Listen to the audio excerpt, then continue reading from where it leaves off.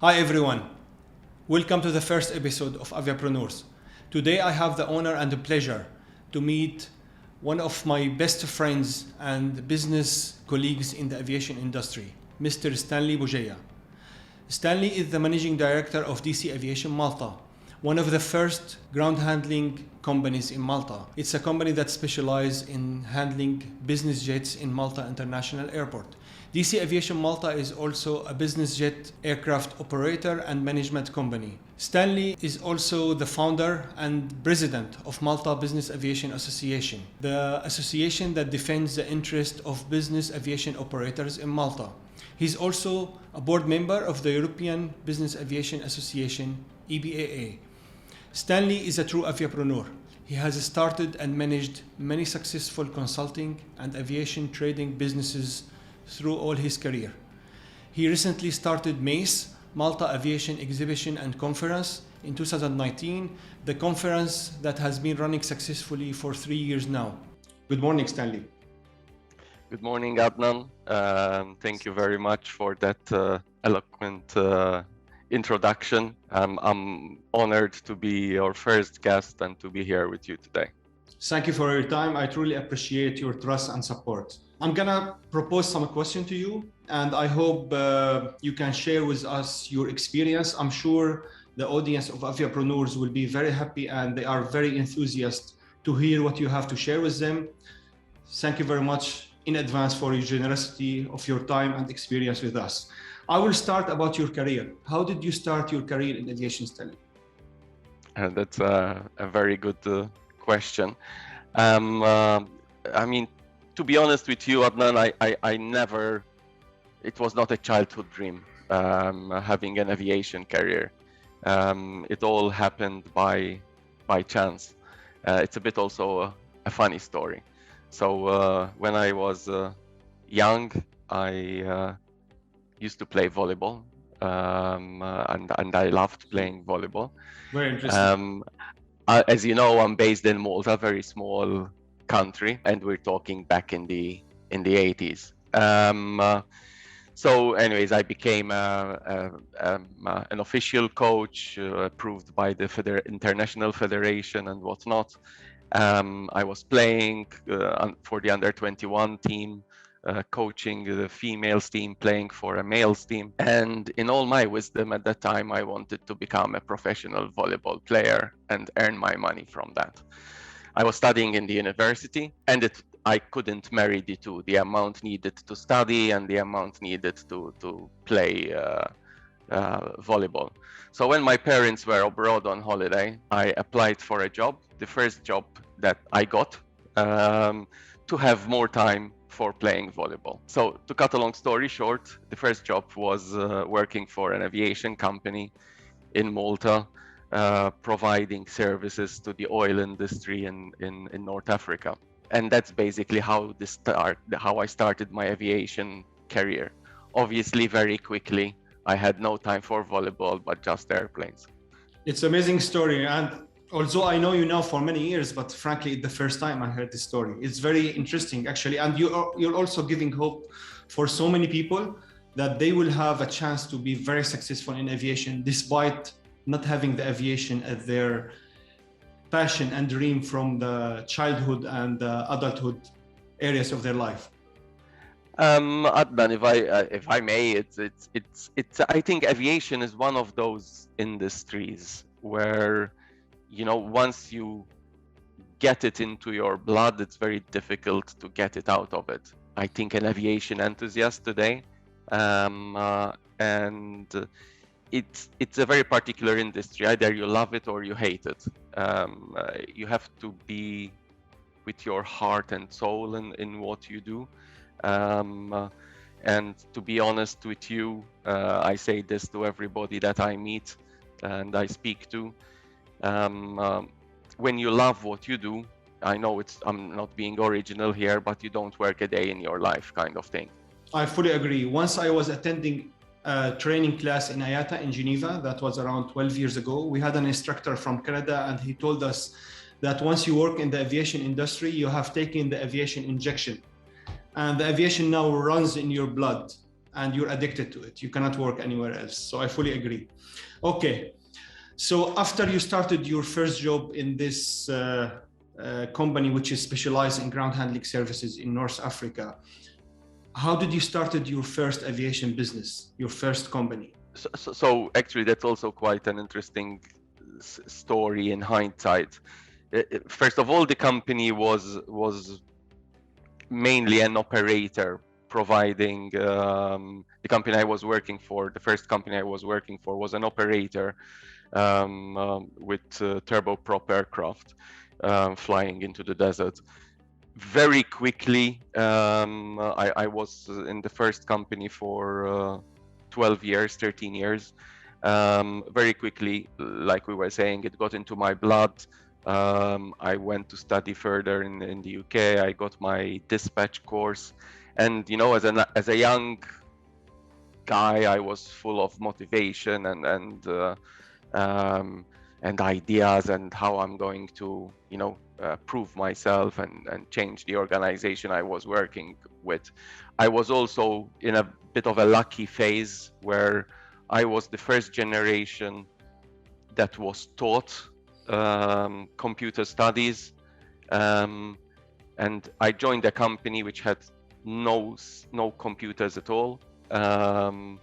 The managing director of the company brought the first computer, which was his own personal computer, which nobody knew what to do with, and I, you know, computerized the organization, reporting and what have you. I was also a little bit lucky that I studied Arabic at school, and was working for a North African company, which again, I was the only one who could read, write Arabic, and that used to prove to be quite useful. So, you know, we developed that company. We started handling in that company in Malta, business aviation handling. It did not exist as a concept in Malta, and we started providing the service. After 12 years, I felt I got to a plateau. I plateaued in my career. There was not really much I could do further. I was still relatively young and possibly stupid, with a lot of energy and not necessarily, you know, a whole load of direction, in the sense that I don't come from a family of entrepreneurs or business people. But you know, I kind of had a dream that I, you know, with less money, I could do it better and smarter. That was the, you know, the motivator behind starting my own company. So I started Sierra Aviation in 2002, which essentially was the first dedicated business aviation handling company in Malta. We also did aircraft charter brokerage worldwide and aircraft leasing. And I think it was fairly successful. It's amazing. It's indeed very successful. Thank you for sharing this story. So it was Sierra Aviation first? Yeah, Sierra Aviation was my first company. Very interesting story. So I will move ahead to DC Aviation. Currently, you're managing DC Aviation Malta, which is providing full range of aviation services, from aircraft management to aircraft charter, aircraft sale, and ground handling services in Malta. And DC Aviation Malta is part of DC Aviation Group, which is originally established and based in Germany. How do you see the current status of the industry and the future of DC Aviation? So Adnan, as you know, DC Aviation, and you mentioned, is part of a group. We've been around for more than 20 years as a group. It was formerly known as Daimler Chrysler Aviation,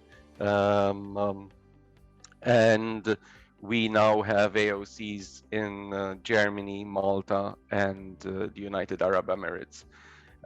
We manage a fleet of more than 30 aircraft, from helicopters to XLSs to Airbus 320neo, all in business configuration.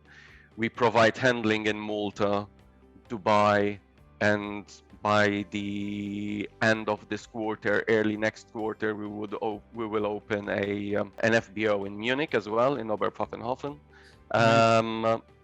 And we also are a 145 facility in both Stuttgart and Dubai. From a Maltese perspective, Adnan, Malta has made a name for itself in aviation in general in the past 15 years. Malta has been part of the aviation story for a very long time, more than 100 years. That is because of our connection with UK, being an ex-British colony. We had one of the first harbor ports for seaplanes more than 100 years ago. And at one point during World War II, we had 5 airports in Malta. So, you know, aviation is not new to Malta. Being an island, obviously, it's very important. In the last 15 years, things, you know, developed quite quickly. Essentially, because there was a conscious government decision to support the aviation industry, because we understood that we depend on connectivity as an island nation. Along the years, we attracted the likes of Lufthansa Technik, SR Technik, and a number of business aviation operators, amongst which DC Aviation Malta. From that perspective, Malta plays a very important role within our organization, because it gives us the flexibility of an EASA jurisdiction. And one of the advantages of Malta is that it is a very efficient, very business-friendly jurisdiction.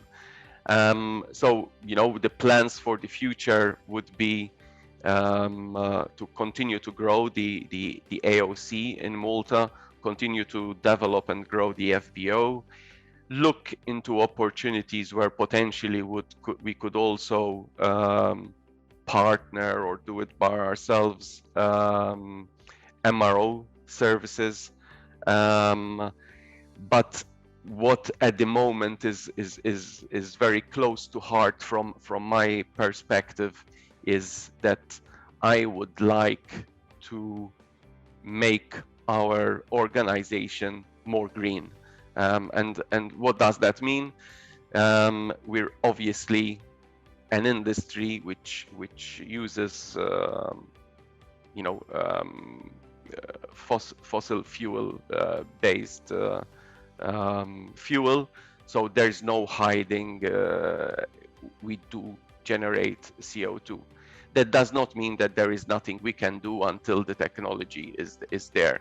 So, you know, my plan for the future is to already now see what we can do to be more conscious of the environment and support initiatives. So what we're doing is starting from the office operations, making them, you know, cleaner, more energy efficient. And we're offsetting Jet A1 fuel. And you will probably be very pleased to know I'm saying this the first time on your podcast.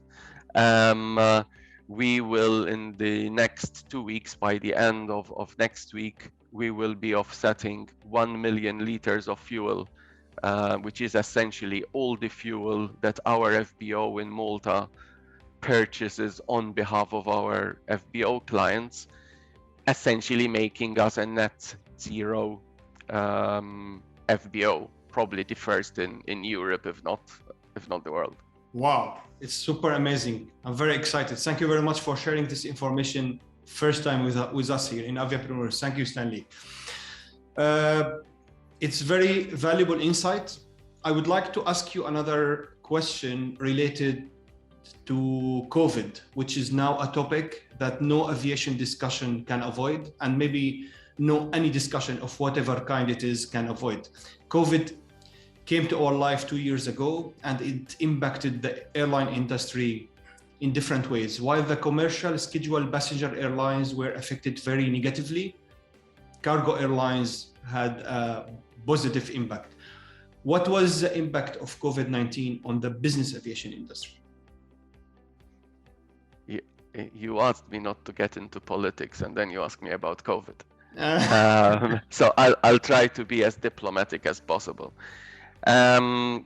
Obviously, COVID had an impact on business aviation as well. The problem with COVID is that it affects mobility. Our industry, whether you're airline, cargo, or business aviation, we move people from one place to the other. So if that movement is restricted, obviously your business is restricted. The airline industry was impacted heavily for these reasons, and the model of the airline industry is very rigid and very lean, so it does not allow for these sudden drastic changes. So what happens is that they cancel schedules to try and to make ends meet. This obviously had an impact on the cargo, because the belly hold cargo in scheduled airlines was no longer available or disappeared. So it created an opportunity for the cargo flights.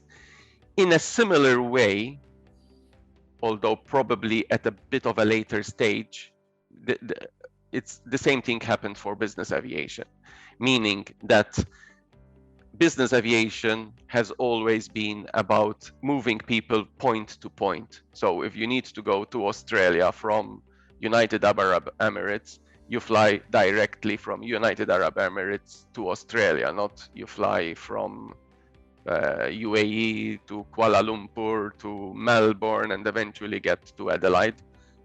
With a business jet, you go from Dubai to Adelaide direct. When the schedules disappear, it became more difficult for people to get from A to B. And the business did not stop because we had COVID. So for a lot of entrepreneurs, for a lot of business people, I think for the first time in my 30 years of business aviation experience, I was not trying to convince people the value of business aviation, but they knew I was in aviation and they go like, Stanley, can you help me out? I need to get to Rome today and I have a meeting because I have a meeting tomorrow. And I would go like, okay, is your meeting in the morning or in the afternoon? It's in the afternoon. Oh, we can even leave in the morning if you like and come back after the flight. Oh, really? It's possible? Yes, of course.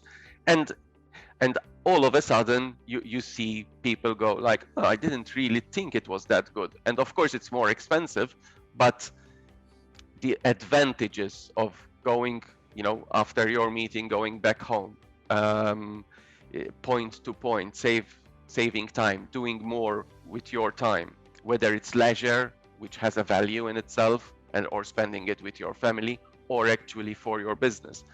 So I think business aviation recovered fairly quickly. I don't think that we are at levels pre-pandemic, but we're getting very close.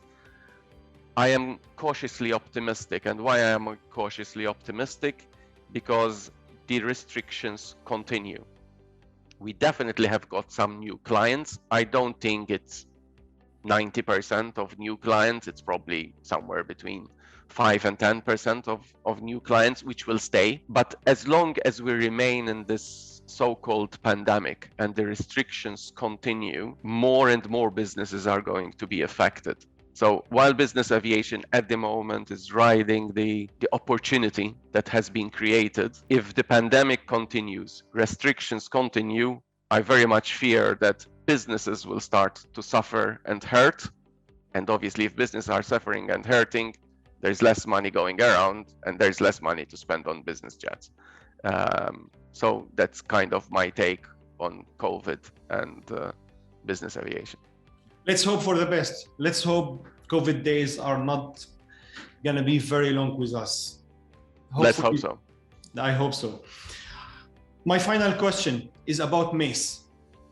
You started Mace 3 years ago. It was amazing conference and exhibition, and I had the opportunity to attend it over its 3 years. You started in 2019 with an in-person conference and exhibition in Malta.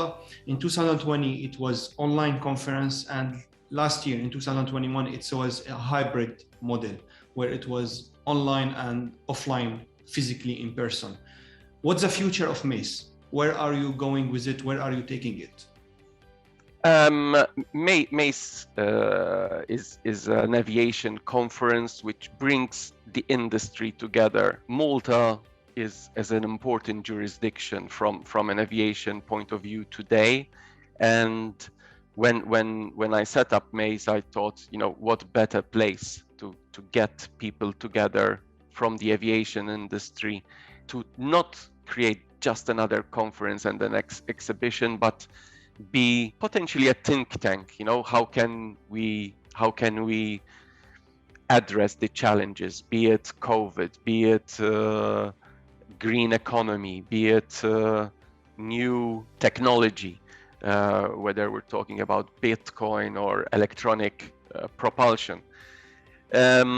So that was kind of where the thought came from about MACE. Why Malta? Or it's because I'm Maltese, and I think Malta deserves to have its own conference. That said, as you know, it's an international conference about aviation happening in Malta, and I think that is also the success of the conference. That it's not about I want to invest in Malta, or I want to start an AOC in Malta or MRO or whatever. Okay, let's go to MACE. MACE, even if you don't have any immediate plans to expand into Malta, MACE provides a good platform for people to share ideas, to of course network and challenge each other in a positive way. So the participation, as you know, has been excellent. We had some really amazing speakers like Eamon Brennan from Eurocontrol, Dr. Anita Sengupta, the Secretary General of the EBAA. We had people from the European Commissioner, ministers, high-level manufacturers like Airbus, Textron, so on and so forth. The model seems to be liked by both the professionals attending and the companies participating.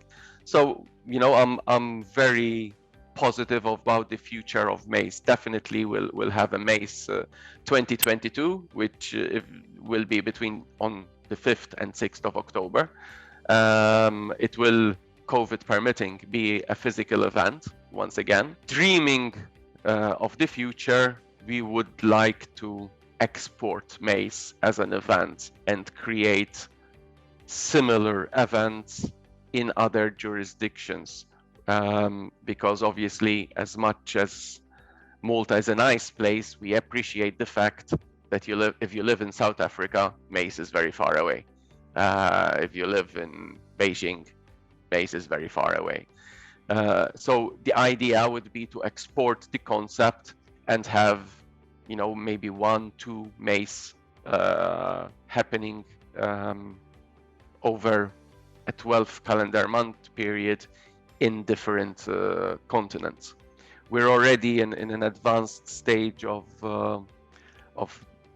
talking to some people about this, but maybe in another podcast in the future. It's amazing news. Thank you for sharing that. And knowing you in person, I know that if you have this plan, you're gonna make it happen. Thank you very much, Stanley. I appreciate your time. I appreciate the insights and the experience you have shared with us. I look forward to another podcast with you, and I look forward to seeing you in person again very soon. Have a great day. Adnan, thank you very much. I appreciate you inviting me on your AVIAPRENEURS, and I also wish you all the success with this venture. You're as much an entrepreneur as I am, so I know you will do well. Good luck. Thank you and good day. Thank you, my friend. Have a great day. Bye-bye. Bye.